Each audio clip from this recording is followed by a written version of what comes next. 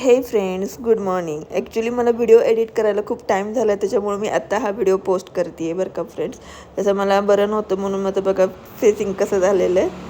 सर्दी खोकला डोक्याने मी खूप जाम झाली. सकाळी उठले, पटकन फ्रेश वगैरे झाले, एक्सरसाइज वगैरे करून घेतल्या, देवपूजा केली, उंबराचं पूजन केलं.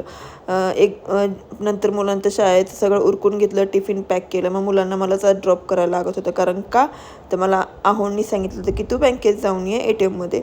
ओके ठीक आहे, मग मला जावं लागलं. पण रस्त्यावरचं आमच्या इथलं चिखल आणि रस्त्याचं काम कधी संपणार आहेत काय माहिती. लवकर पण काम उरकत नाहीत. मग मुलांना बसवलं आणि चालले स्कूलमध्ये सोडवलं.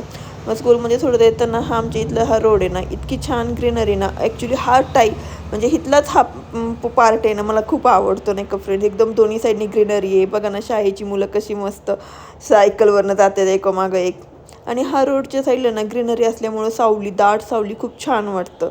आणि मग काय नंतर ATMला गेले तर झालं असं की ATMला तर कॅशच नव्हते.